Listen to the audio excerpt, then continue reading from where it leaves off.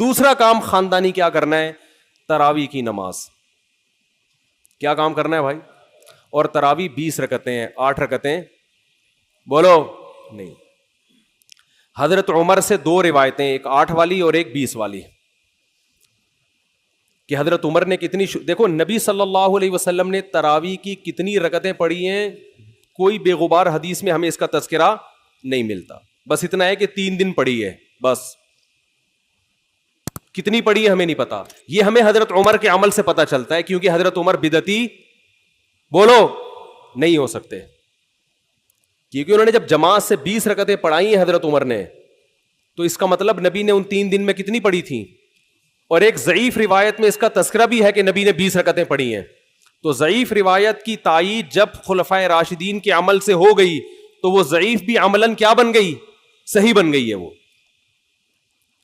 تو حضرت عمر سے 2 ہیں, 8 بھی اور 20 بھی.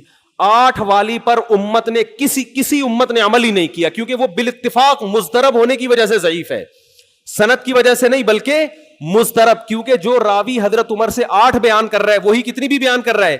20 بیان کر رہا ہے. اور جب ہم صحابہ کے دور میں دیکھتے ہیں تو ہمیں سب جگہ 20 نظر آ رہی ہیں, 8 کہیں بھی نظر نہیں آ رہی. تو یہ کیسے ممکن ہے کہ حضرت عمر نے 8 شروع کی ہوں اور کوفہ, بصرہ, دمشق, شام, مصر سب جگہ 20 ہو رہی ہوں؟ اس سے پتہ چلتا ہے کہ حضرت عمر سے جو 20 والی روایت ہے وہ صحیح ہے, 8 والی صحیح نہیں ہے. اور اس کی سب سے بڑی دلیل یہ ہے کہ موطا امام مالک میں ہے 8 رکعتوں والی, جو امام مالک نے نقل کی ہے, لیکن امام مالک خود 8 کا فتویٰ نہیں, وہ خود 20 سے زیادہ کے قائل ہیں, وہ تو 20 کے بھی نہیں 36 کے قائل ہیں.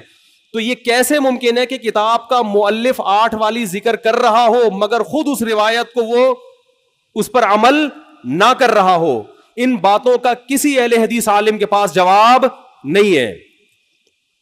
ترمذی میں ایک روایت پیش کی جاتی ہے امام احمد بن حنبل سے, یہ روایت ہے کہ اس میں کوئی مخصوص عدد ثابت نہیں ہے, جتنی چاہے پڑھ لو. لیکن امام احمد کی جو اپنی اصل کتابیں ہیں فقہ کی, اس میں امام احمد کے شاگرد جو امام احمد سے ذکر کرتے ہیں وہ ذکر کرتے ہیں امام احمد بن حنبل کے نزدیک بھی 20 رکعتیں مختار ہیں. سمجھ نہیں آ رہی میرا خیال ہے بات. تبھی فقہ حنبلی میں تراویح کی رکعتیں کتنی ہیں؟ 20. اور امام ابو حنیفہ کے نزدیک بھی. لوگ پتہ ہے مجھ سے کیا کہتے ہیں, لوگ جو ہے نا کہتے ہیں کہ یار آپ ان حدیثوں کا انکار کر رہے ہو جس میں 8 آتا ہے. 8 والی جو بخاری کی حدیث ہے نا اس کا تراویح سے کوئی تعلق نہیں ہے. بخاری میں آتا ہے نبی رمضان اور غیر رمضان میں 8 پڑھتے تھے, اس کا تراویح سے کوئی تعلق, وہ تو غیر رمضان میں بھی تھی. اتنی سینس نہیں ہے یار, آپ ہمیں قرآن و حدیث سکھا رہے ہو اور ہمیں اپنا مقلد بنا رہے ہو اتنے بڑے بڑے مجتہدین کی تقلید چھوڑ کے. میں لوگوں سے ایک بات کہتا ہوں, ایک قرآن و حدیث وہ ہے جو ابو حنیفہ, شافعی, مالک اور احمد بن حنبل نے سمجھا, اور ایک قرآن و حدیث وہ ہے جو 15ویں صدی کے مولوی سمجھ رہے ہیں. کس کی فہم زیادہ صحیح ہوگی؟ بولو بھائی. ایک قرآن وہ ہے جو انجینئر بیان کر رہا ہے حدیث, ایک حدیث کی تفصیل وہ ہے جو امام مالک بیان کر رہے ہیں, ابو حنیفہ بیان کر رہے ہیں, جن کی 80 ہجری میں پیدائش ہوئی ہے, تابعین میں سے ہیں, جو امام شافعی بیان کر رہے ہیں. تم امام شافعی کو چھوڑ رہے ہو, تم امام ابو حنیفہ کو چھوڑ رہے ہو, تم امام مالک کو چھوڑ رہے ہو, تم احمد بن حنبل جیسے محدث اور فقیہ جو امام بخاری کے استاذوں میں ہیں ان کو چھوڑ کر فالو کس کو کر رہے ہو؟ انجینئر کو. اور تم کہہ رہے ہو ہم صرف قرآن و حدیث کو مانتے ہیں, ہم کسی اور چیز کو نہیں مانتے. تم قرآن و حدیث کو نہیں مانتے میرے بھائی, تم مقلد ہو, اندھے مقلد ہو. تم قرآن و حدیث کی اس تشریح کو مانتے ہو جو انجینئر کر رہا ہے, اس تشریح کو نہیں مانتے جو احمد بن حنبل کر رہے ہیں, جو ابو حنیفہ کر رہے ہیں, جو امام مالک کر رہے ہیں, جو امام شافعی کر رہے ہیں. یہ بڑے بڑے تابعین, تبع تابعین, مجتہدین جن کو پوری امت نے فالو کیا ہے. تو 8 رکعت کی جو موطا امام مالک کی حدیث ہے, اس 8 رکعت پہ امام مالک نے فتویٰ نہیں دیا. کیوں؟ اس لیے کہ وہ حدیث مضطرب ہے, اس میں راوی ایک بیان پہ ٹکتا نہیں ہے, کہیں 20 بیان کرتا ہے, کہیں 8. جب راوی کے بیان میں تضاد ہو تو حدیث مضطرب ہونے کی وجہ سے رد ہو جاتی ہے. اور میں آخری بات کر کے بیان کو ختم کرتا ہوں, یہ جو تراویح کا لفظ ہے یہ 8 رکعتوں پہ فٹ ہی نہیں بیٹھتا ہے. اس کا بھی میں جواب سوال کر رہا ہوں لیکن کوئی جواب نہیں دے رہا. دیکھو اپنی مرضی کے سوال بنا کے جواب دے دیا کرو تو لوگ واہ واہ کریں گے. آپ میرے ساتھ یہ ہو رہا ہے, میں جو بیانات میں اعتراض کرتا ہوں نا اس کا جواب نہیں مجھے ملتا, خود سے اعتراض بنا کے کیا کر دیا جاتا ہے, جواب. جیسے میں نے بتایا تھا کہ حرم میں 4 مصلے تھے, حنفی, مالکی, شافعی, حنبلی, 4 مصلے تھے نا کئی سو سال تک, جو کہ نہیں ہونے چاہیے, ایک ہی ہونا چاہیے تھا مصلی. تو لوگوں نے اعتراض کیا 4 مصلے تھے حرم میں, یہ دیکھو کتنا غلط, یہ حنفی مالکی ایسے ہوتے ہیں. تو میرا سوال یہ تھا کہ 5واں کیوں نہیں تھا اس وقت؟ اس کا مطلب 5واں فرقہ وجود میں آیا ہی نہیں تھا, وہ اب پیدا ہوا ہے. وہ ٹھیک ہے 4 غلط تھے, لیکن اس غلط کو بھی صحیح ان 4 میں سے ایک نہیں کیا ہے. سمجھ رہے ہیں کہ نہیں بھئی ایک امام ہونا چاہیے, 4 الگ الگ جماعتیں نہیں ہونی چاہیے. لیکن اس کا مطلب 700 سال تک امت یہ سمجھتی رہی کہ اہل سنت والجماعت کے 4 نمائندے ہیں, 4 مکتب فکر, 5واں کوئی تھا ہی نہیں, لہذا اس کا کوئی مصلی تھا ہی نہیں. تو سوال یہ تھا, لیکن جب سوال یہ پوچھا جائے تو ایسے جواب ملتا ہے کہ وہ سوال ہی پی جاتے ہیں. سوال یہ جواب یہ دیا کہ غلط ہو رہا تھا, یہ بدعت ہے, اور یہ بدعت ہے, یہ ناجائز ہے. تو ہم کب کہہ رہے ہیں کہ صحیح تھا بھائی وہ, لیکن یہ پوری دنیا میں نہیں ہو رہا تھا, یہ صرف حرم میں ہو رہا تھا. اور اس کو ختم بھی حنبلیوں نے کیا ہے کہ نہیں جی امام ایک ہونا چاہیے, سارے چاہے حنفی ہو شافعی ہو اس امام کے پیچھے نماز پڑھیں گے. سمجھ میں آ رہی ہے بات کہ نہیں آ رہی؟ تو سوال یہ تھا کہ 700 سال یا 400 سال تک امت کی نمائندگی ان 4 مکاتب فکر نے کی ہے حرم میں, 5ویں نے کوئی اپلیکیشن بھی نہیں دی. اس کا مطلب 5واں تھا ہی نہیں. اور جو آپ یہ مختلف الفاظ بیان کرتے ہو کہ امام احمد بن حنبل اہل حدیث تھے, فلاں میں اہل حدیث تھے, تو امام احمد بن حنبل اگر اس طرح کے اہل حدیث تھے تو پھر امام احمد بن حنبل کے فالوورز کو اہل حدیث کیوں نہیں کہا جاتا ہے, حنبلی کیوں کہا جاتا ہے؟ نہیں آ رہی بات میرا خیال. یہ ایسے ہی ہے جیسے جماعت المسلمین والے کہتے ہیں کہ ہم نبی کے دور سے ہیں, اور پھر بخاری میں دکھاتے ہیں جماعت المسلمین کے الفاظ. او بھائی یہ والی جماعت المسلمین نہیں تھی, یہ تو باقاعدہ آپ نے رجسٹر کروائی ہے 1975 میں.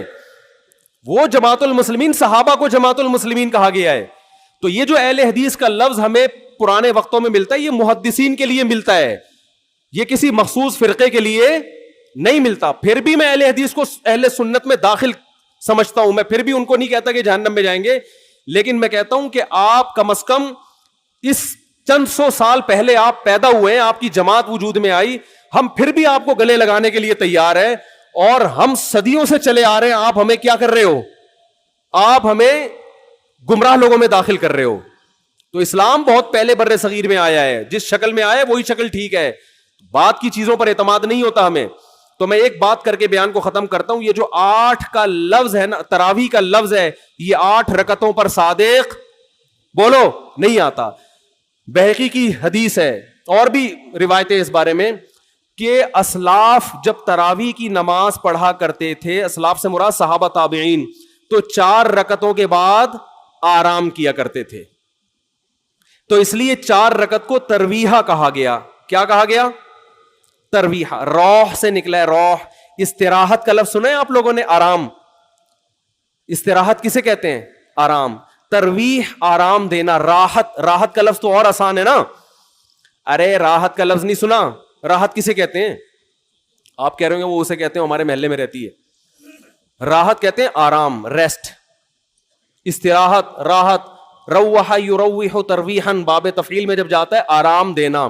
تو ترویحتن, کیونکہ 4 رکعتوں کے بعد آرام کرتے تھے تو ان 4 رکعتوں کو کیا کہا گیا؟ ایک ترویحہ, یعنی ریسٹ ہے اس کے بعد. اب ترویحہ کا جو لفظ ہے نا, 4 رکعتوں کے بعد کیا ہو رہا ہے؟ ریسٹ.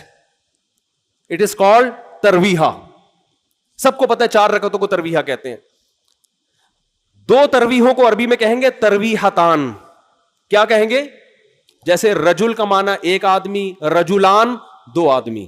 عربی میں 2 کے لیے الگ لفظ استعمال ہوتا ہے, 2 سے زیادہ کے لیے الگ. تو اگر یہ 8 رکعتیں ہوتی تو ان کو محدثین تراویح نہ کہتے بلکہ ترویحتان کہتے یا ترویحتین کہتے. کیا کہتے؟ 2 ترویحیں. اور ان کے بیچ میں ویسے بھی ریسٹ کی ضرورت پڑتی نہیں, ٹھیک ہے. 4 رکعت کے بعد امام بیٹھتا, بولتے چل بھائی آگے جلدی کر, جانا بھی ہے گھر میں ہم نے. تو ترویحتین کہتے, ان کو محدثین تراویح نہیں کہتے. اور تراویح کا لفظ ہے جمع. عربی میں جمع کم سے کم افراد کتنے ہوتے ہیں اس کے؟ 3. تو کم سے کم 12 رکعتیں ہونی چاہیے. لیکن تراویح بھی جمع کثرت ہے, جمع قلت کثرت. جمع اقصا کہتے ہیں جو بہت زیادہ جمع ہو. تو پتہ ہے 4 رکعتیں کافی زیادہ ہیں, تو ان کو تراویح کہا جائے گا. 4 رکعتیں تھوڑی سی بھی ہو تو ان کو تراویح 4 رکعتیں اگر 3 دفعہ آئیں گی تو اس کو بھی علی وجہ الکمال ہم پورے طور پر تراویح کا لفظ اس پہ صادق نہیں آئے گا. بات آ رہی ہے سمجھ میں کہ نہیں آ رہی ہے؟ سمجھ میں سب آ رہی ہے, لیکن گھننے بن جاتے ہیں, گھماتے ہیں. اب دیکھیں نا یوٹیوب پہ اس کا جو بیان آئے گا نا اس میں گھمایا ہوا ہوگا, اس میں گھمایا یہ اپنی طرف سے نکالا ہوا ہے. اپنی طرف سے نہیں بھائی, بیہقی کی حدیث ہے, مصنف ابن ابی شیبہ کی روایتیں ہیں, آپ دیکھ لو. اس میں لوگ کہتے ہیں حوالہ کیوں نہیں دیا مفتی صاحب نے. آپ انکار کرو, میں حوالہ دوں گا انشاءاللہ. آپ انکار کرو کہ ایسا نہیں ہے, ہم ٹائم بچا رہے ہیں اپنا.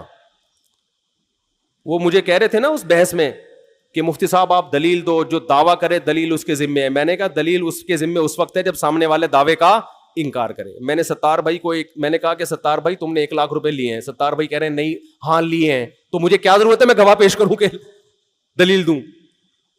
وہ مان رہا ہے. تو یہ سب مانتے ہیں. یہ تو علماء جس نے بھی حدیث کی کتابیں پڑھی ان کو پتا ہے کہ ترویح کا لفظ اس لیے لکھا ہوا ہے اس میں. تو اسلاف سے مسجد نبوی میں, حرم میں ایک رمضان بھی ایسا نہیں گزرا جب سے حضرت عمر نے 20 رکعتیں شروع کرائی ہیں کہ 20 رکعت سے 1 رکعت بھی کم ہوئی. زیادہ تو ہوئی ہیں, کم بولو نہیں ہوئی ہیں. 1 امت اتنی بڑی گمراہی پر 1400 سال سے جمع ہو گئی. تو میرے بھائی جو آپ سے قرآن و سنت کے نام پہ بات کرے نا, اسے بولے بھائی ٹھیک ہے میں قرآن و سنت ہی کو مانتا ہوں, مگر قرآن و سنت کی وہ تشریح جو ان مجتہدین نے کی ہے اس کو مانوں گا. جو 15ویں صدی کے مولوی کر رہے ہیں تشریح, میں اس کو بولو نہیں, چاہے وہ سعودی ہوں. لوگ کہتے ہیں سعودی عرب میں 8 رکعتیں ہر جگہ ہو رہی ہیں. سعودی عرب میں آج ہو رہی ہیں, 100 سال پہلے کے سعودی عرب میں 8 رکعتیں کہیں بھی نہیں ہوتی تھی. تو یہ کوئی سعودیوں کا کلمہ تھوڑی ہم نے پڑھا ہے کہ جو سعودی عرب میں تو بہت سے لوگوں کی داڑیاں نہیں ہوتی. تو کیا مطلب داڑھی کا انکار کر دو گے آپ؟ تو ہم نے فالو کرنا ہے امام مالک کو, امام احمد بن حنبل کو, امام شافعی کو. یہ بڑے بڑے محدثین تھے, مجتہدین تھے. خلفائے راشدین کو, خلفائے راشدین کے دور میں کوئی ایک روایت دکھا دو 8 رکعتوں والی, کوئی ایک روایت. ہاں جو حضرت عمر سے موطا میں منقول ہے اس کا جواب میں نے دے دیا. اس کے علاوہ کہیں دکھا دو کہ بصرہ میں, کوفہ میں, دمشق میں, صحابہ تابعین کے دور میں رمضان میں 8 رکعتوں سے جماعت سے نماز کسی نے پڑھی ہو. تو نہیں ہے کچھ بھی اس میں. تو اس لیے جو طریقہ صدیوں سے تواتر کے ساتھ چلا آ رہا ہے وہ کتنی رکعتوں کا ہے؟ 20 رکعتوں کا. تو اسی کو فالو کرنا چاہیے. تو دوسرا کام آپ نے خاندانی کیا کرنا ہے؟ تراویح پابندی سے پڑھنی. سمجھ میں آ رہی ہے بات؟ تو یہ 2 کام فی الحال کریں, کچھ پیکج اگلے جمعے میں انشاءاللہ بیان کریں گے. تو اسی سے انشاءاللہ اللہ کی محبت کی چنگاری آپ کے دل میں پیدا ہوگی. اللہ ہمیں سمجھنے کی, عمل کی توفیق عطا فرمائے.